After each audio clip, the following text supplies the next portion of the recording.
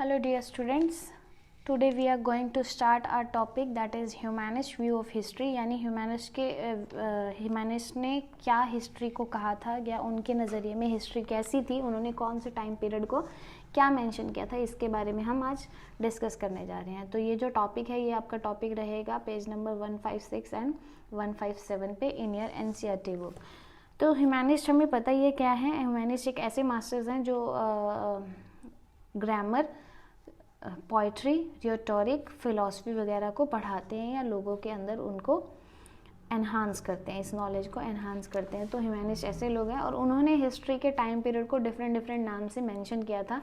तो उन्होंने जो रोमन एम्पायर का टाइम पीरियड था, जो हम अपनी थीम 3 में पढ़ के भी आए हैं, an empire Europe across 3 continent, तो उसमें हमने रोमन एम्पायर के टाइम पीरियड की बात की थी. तो ह्यूमैनिस्ट ने इस टाइम पीरियड को टोटली डार्क एज कहा है. क्या कहा है? डार्क एज कहा है. और रोमन एम्पायर के टाइम पीरियड के बाद का जो टाइम पीरियड आया था उसे उन्होंने ट्रू सिविलाइजेशन कहा है. क्या कहा है? ट्रू सिविलाइजेशन कहा है. तो जो रोमन एम्पायर का टाइम पीरियड था वो डार्क एज हो गया या अर्ली एज हो गया, और ट्रू सिविलाइजेशन का जो टाइम पीरियड था दैट इज़ न्यू एज हो गया. तो इन दोनों टाइम पीरियड के जो बीच का टाइम पीरियड था दैट इज़ मिडल एज. तो मिडल एज भी दो तरह की डिफाइन की गई है ह्यूमैनिस्ट के द्वारा, एक अर्ली मिडल एज और एक लेट मिडल एज. तो डार्क एज इन्होंने डिफाइन की 5 to 9th सेंचुरी तक का टाइम पीरियड जो डार्क एज रहा, और 9 to 11 सेंचुरी का जो टाइम पीरियड था that is early middle age, and 11 to 14 century का जो टाइम पीरियड था that is late middle age, and 15 century के बाद का जो टाइम पीरियड था दैट इज़ मॉडर्न एज. तो इन्होंने जो रोमन एम्पायर का टाइम पीरियड था या ह्यूमैनिस्ट ने क्या किया था, इस रोमन एम्पायर के टाइम पीरियड को डार्क एज मेंशन किया था, जबकि जो कुछ हिस्टोरियंस थे उन्होंने इसके ऊपर क्वेश्चन मार्क लगा दिया था. क्यों लगा दिया था?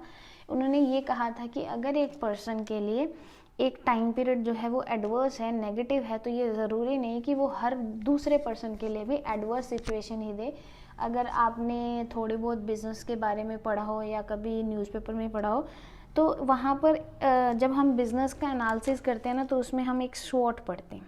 SWOT एक एनालिसिस है जिसमें हम strength, weakness, opportunity and threat पढ़ते हैं. तो हम यहाँ पे ओट की बात करेंगे. तो ये ज़रूरी नहीं कि अगर किसी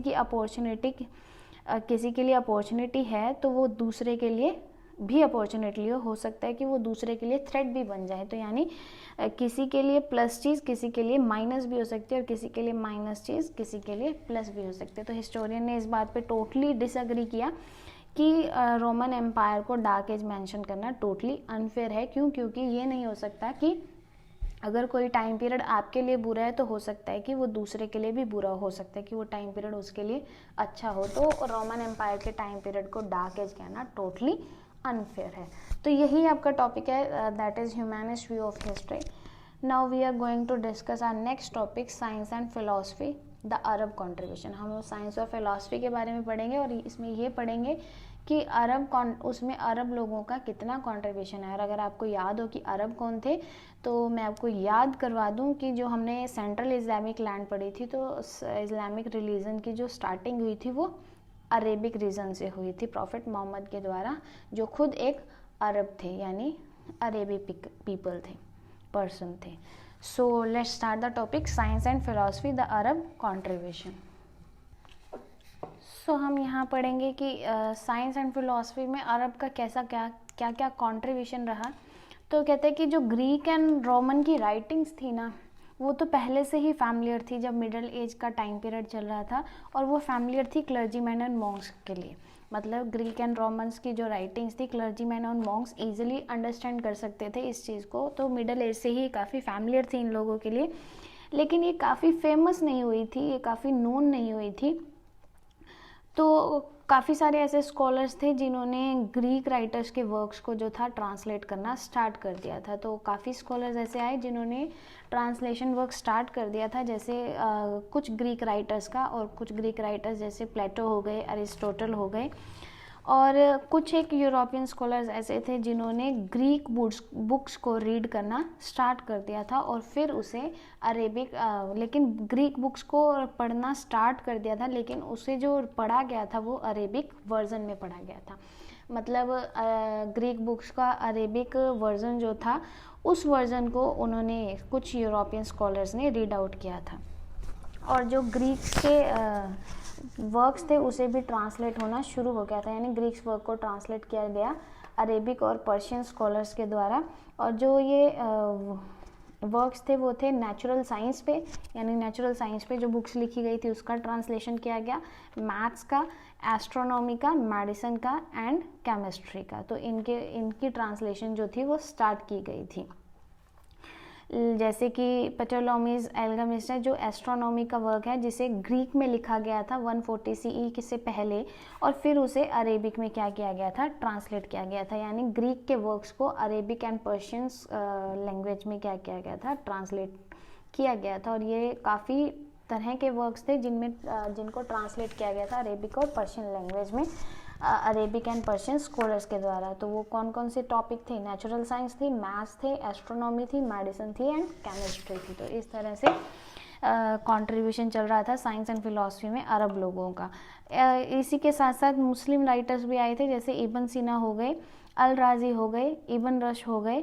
तो इब्न सीना जो थे, इनका जो नाम है वो वैसे थोड़ा यूरोपियन है, लेकिन ये एक मुस्लिम राइटर हैं, जो आपकी बुक में साइड में बताया भी गया है कि ये एक यूरोपियन वर्ड है, लेकिन ये जो राइटर हैं ये मुस्लिम राइटर हैं। एंड अल राजी और इब्न रश्द भी क्या हैं, मुस्लिम राइटर हैं। और जो इब्न रश्द हैं ये एक अरब फिलोसफर हैं, और अल राजी ने क्या किया था, ये एक ऑथर हैं एनसाइक्लोपीडिया का, यानी मेडिकल एनसाइक्लोपीडिया के ये क्या हैं, ऑथर हैं। इन्होंने क्या लिखा था, मेडिकल एनसाइक्लोपीडिया लिखा था। आपको पता ही है एनसाइक्लोपीडिया क्या होता है। एनसाइक्लोपीडिया मतलब किसी की एग्जिस्टेंस से लेके उसके सारे टाइम पीरियड का मेंशन होना, उसे हम एनसाइक्लोपीडिया कहते हैं। तो अल राजी ने मेडिकल एनसाइक्लोपीडिया के बारे में बताया था। और इब्न रश्द जो थे, जो मुस्लिम राइटर थे, उन्होंने एक कन्फ्यूज़न दूर की थी कि जो फ़िलासफ़ी है और जो रिलीजियस बिलीफ है ना, वो दोनों ही क्या हैं, डिफरेंट हैं। कैसे, आप किसी रिलीजन को फॉलो कर रहे हैं, that is your religion belief, लेकिन उस रिलीजन के साथ साथ जिसको आप फॉलो कर रहे हैं उसके साथ साथ आप किसी और बुक्स को भी या किसी और धर्म की बुक को भी पढ़ रहे हैं, दैट इज़ योर फिलॉसफी। अगर हम बात करें कि जैसे कि हम फॉलोवर हो गए किसी रिलीजन के, लेकिन साथ साथ हम कुरान भी पढ़ रहे हैं, तो जो फॉलोइंग हो गई रिलीजन के लिए वो आपका रिलीजियस बिलीफ हो गया। एंड कुरान को रीड करना, दैट इज़ योर फिलॉसफी। ठीक है जी। तो जैसे मैं अपनी फैमिली की बात करूं, तो मेरी फैमिली जो है वो सिख रिलीजन में बिलीव करते हैं, तो वो हमारा रिलीजन बिलीफ हो गया। तो लेकिन अगर मैं कुरान के बारे में या और के क्रिश्चियन बाइबल के बारे में पढ़ती हूँ, तो वो हमारी फ़िलासफ़ी हो गई। तो इस कन्फ्यूज़न को किसने दूर किया था, इब्न रश्द ने क्लियर किया था कन्फ्यूज़न को, कि जो रिलीजियस बिलीफ है और जो फ़िलासफ़ी है वो दोनों ही डिफरेंट थिंग हैं। और क्रिश्चियन थिंकर्स ने इस बात पर भी स्टैंड लेना शुरू कर दिया था, यानी इस बात को क्रिश्चियन थिंकर्स ने फॉलो करना शुरू कर दिया था। तो जो ह्यूमैनिटीज़ के सब्जेक्ट्स थे वो काफ़ी स्कूल्स में इंट्रोड्यूस किए गए, और वो स्कूल्स जो थे वो यूरोपियन इटली के साथ साथ और भी यूरोपियन रीजन में इंट्रोड्यूस किए गए इन सब्जेक्ट्स को। और मेनली जो उस टाइम पीरियड का स्कूल हुआ करता था वो फॉर बॉयज़ होता था, यानी गर्ल्स को कोई परमिशन नहीं होती थी स्कूल्स एंड कॉलेजेस में एडमिशन लेने के लिए। तो इन ह्यूमैनिटीज़ के सब्जेक्ट्स को इटली के अलावा जो भी यूरोपियन रीजन्स थे वहाँ पर इंट्रोड्यूस किया गया। तो अल्टीमेटली हम ये कह सकते हैं कि ह्यूमैनिटीज़ जो थी वो काफ़ी ज़्यादा फेमस होती जा रही थी इस टाइम पीरियड में, जो टाइम पीरियड था हमारा मॉडर्न एज का। सो यही आज का टॉपिक रहेगा। आई होप आपको समझ आ गया होगा। बिल्कुल ही इजी और इंटरेस्टिंग टॉपिक है, बस थोड़े से नेम हैं जो आपको लर्न करने हैं और उसे अपनी बुक में, नोटबुक में मेंशन करना है, हाईलाइट करना है। सो अपना जो काम है वो साथ साथ करते रहें ताकि कोई पेंडेंसी वर्क ना रह जाए। After discussion, if you have any doubt, please let me know. Otherwise, don't forget to do your work timely, and don't forget to pray. See you in next video. Till then, take care.